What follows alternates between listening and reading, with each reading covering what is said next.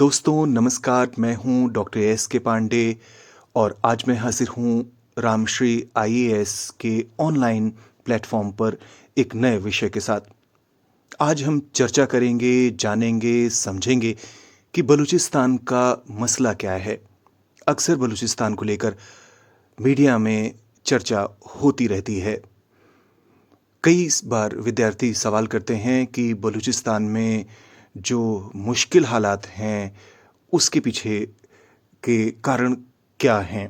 तो आज उन कारणों की समीक्षा करेंगे जिसमें भौगोलिक, ऐतिहासिक और जो सियासी पक्ष है उस पर विस्तार से जानकारी साझा की जाएगी आज के इस पॉडकास्ट में।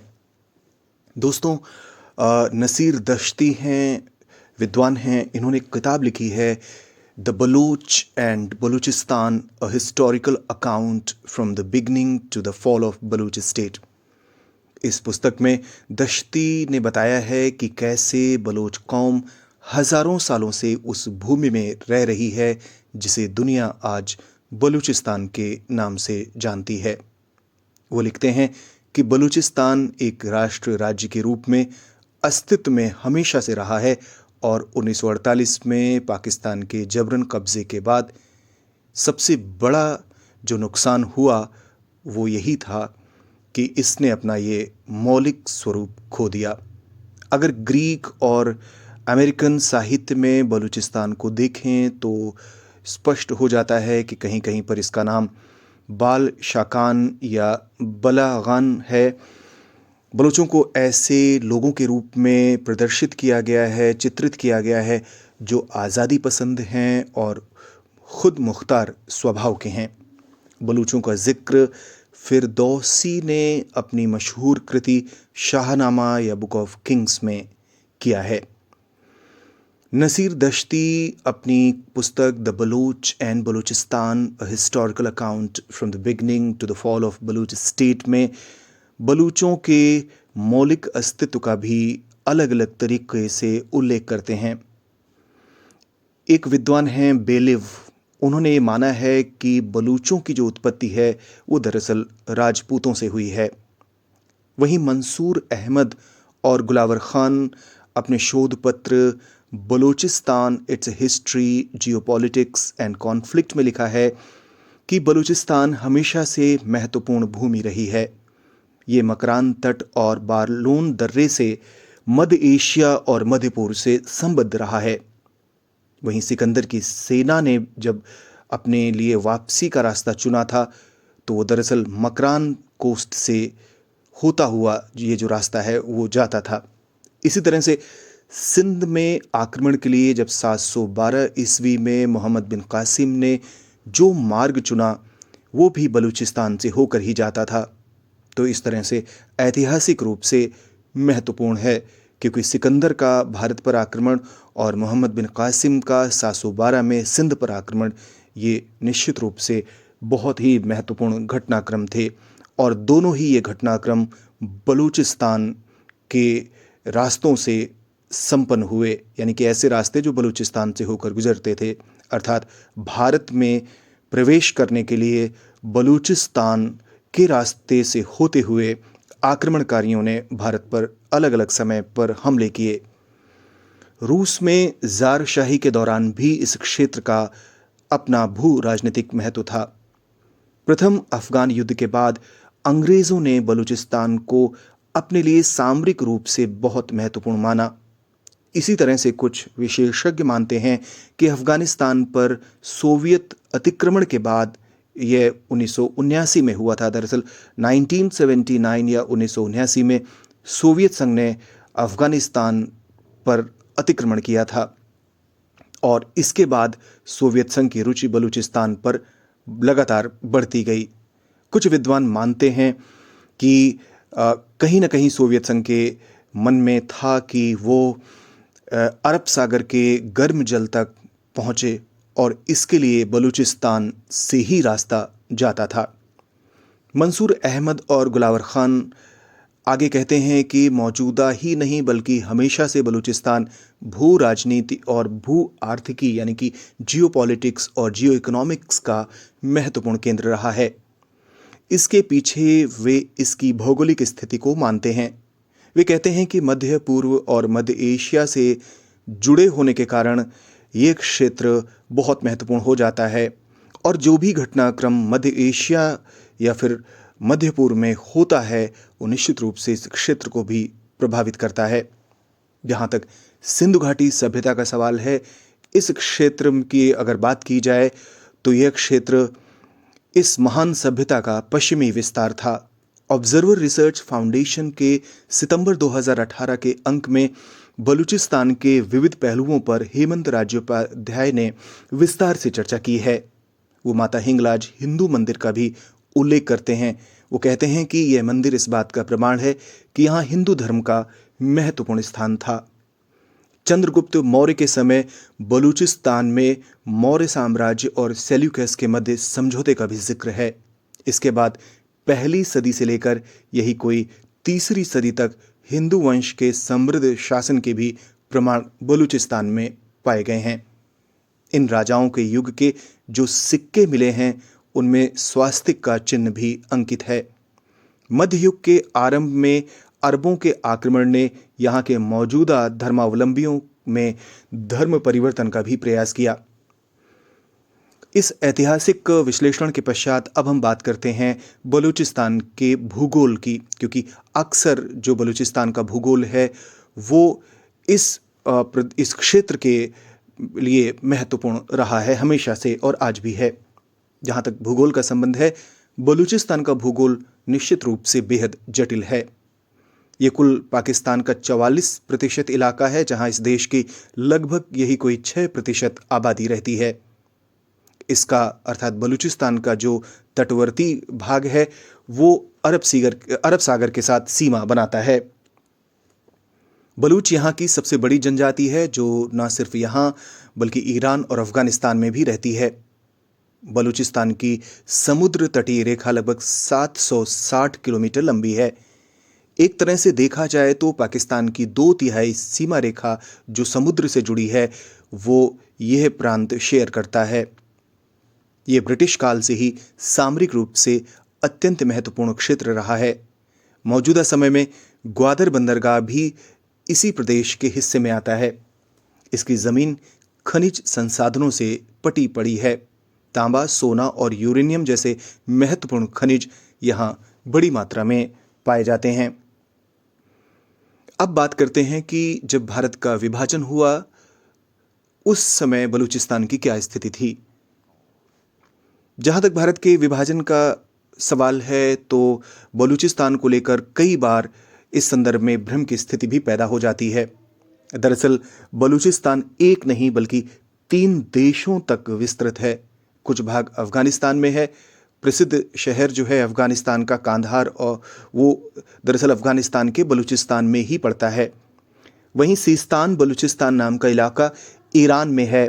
वहीं बलूचिस्तान पाकिस्तान में भी है। हमारी पूरी चर्चा जो हो रही है वो दरअसल पाकिस्तान के इसी बलूचिस्तान प्रांत पर केंद्रित है।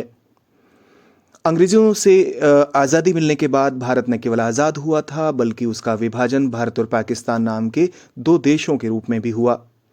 इस समय भारत में कई अनेक छोटे बड़े प्रिंसली स्टेट्स थे। जहाँ तक बलूचिस्तान का संबंध है ये भूभाग पाकिस्तान में मिलने का इच्छुक बिल्कुल नहीं था। यही कारण है कि यह क्षेत्र लगभग 200 दिनों तक स्वतंत्र रहा था आज़ादी के बाद भी। मोहम्मद अली जिन्ना के इरादे लेकिन कुछ और थे। वो किसी भी तरह बलूचिस्तान को पाकिस्तान में मिला लेना चाहते थे। कलात एक स्वतंत्र राज्य हुआ करता था और उसकी इच्छा थी कि वो ऐसी ही हमेशा रहे। मार्टिन एक्समैन हैं, इन्होंने एक किताब लिखी है back to the future, the Khanate of Kalat and the genesis of Baloch nationalism. Martin इस बात का उल्लेख करते हैं इस पुस्तक में कि बलूच अपनी आज़ादी के प्रति बहुत गंभीर थे।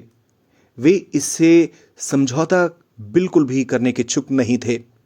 वे चाहते थे कि पाकिस्तान में अगर वो मिलें तो उन्हें प्रथम श्रेणी का ही नागरिक समझा जाए, अर्थात जो बलूच जो कौम है उसकी इच्छा पाकिस्तान में मिलने की बिल्कुल नहीं थी, क्योंकि उनको ये संदेह था कि पाकिस्तान के साथ आने से हमेशा वे दूसरी श्रेणी के नागरिक रहेंगे।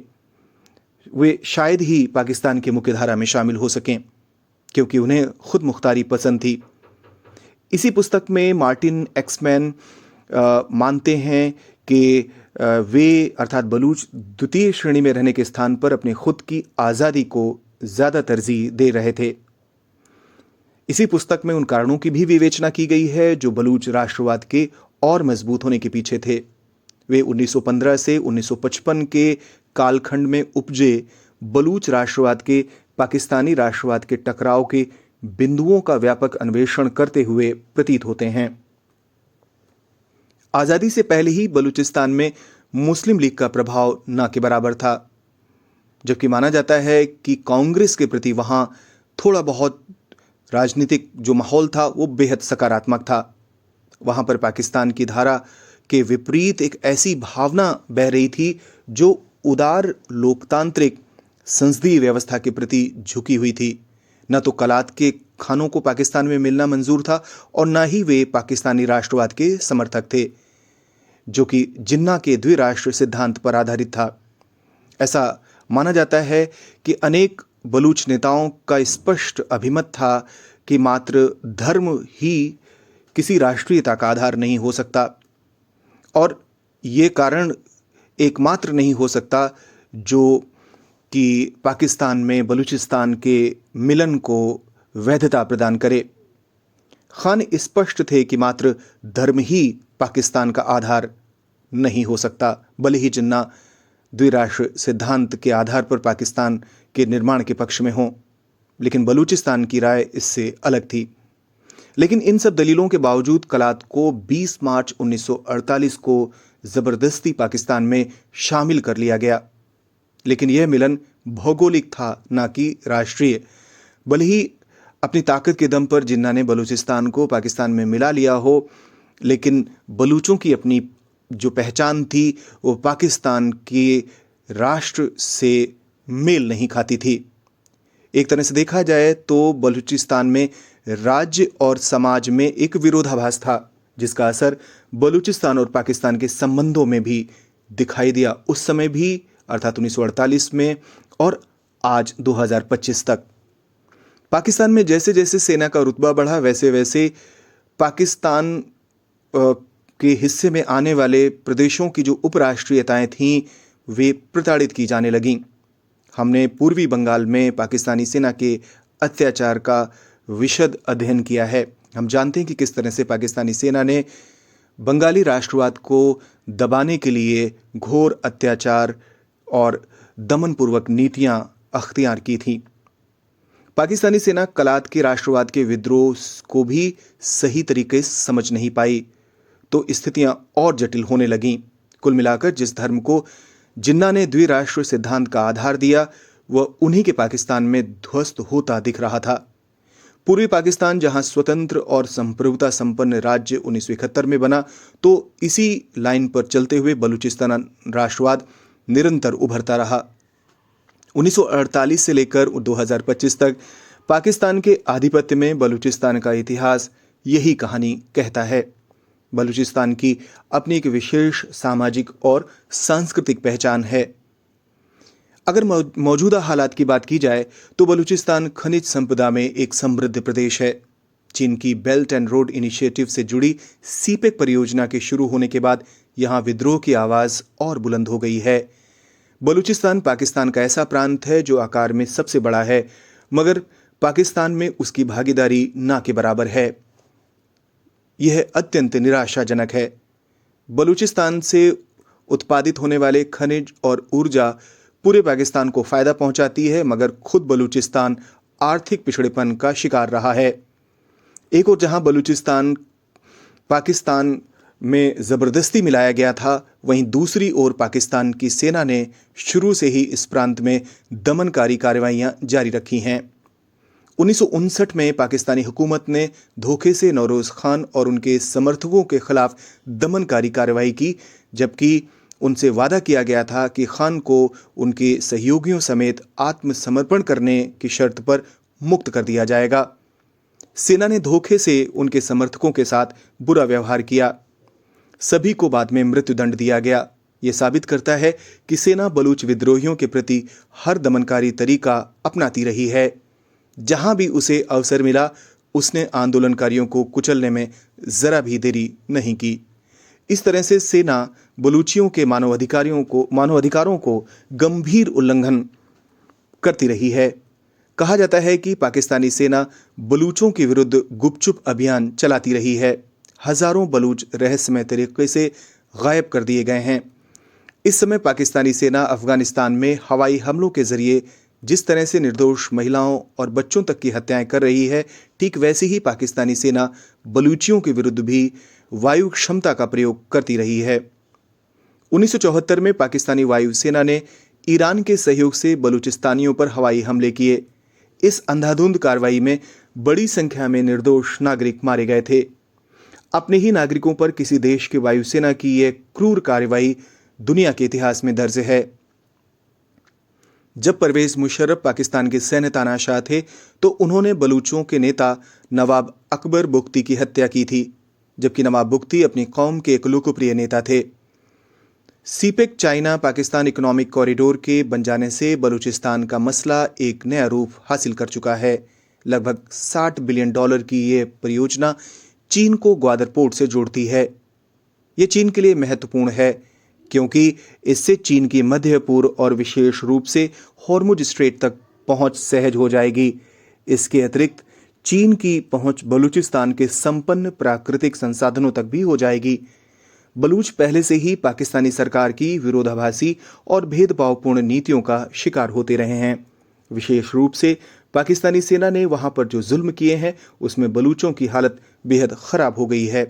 चीन के इस प्रकार से यहां प्रवेश करने से पहले से जो संकट जारी है, उसमें एक तरह से नयापन आ चुका है। अब बलूच पहले से अधिक दबाव में और खतरे में हैं। उम्मीद है बलूचिस्तान पर यह पॉडकास्ट आपको पसंद आया होगा। आपकी प्रतिक्रियाओं का इंतजार रहेगा। बहुत बहुत धन्यवाद।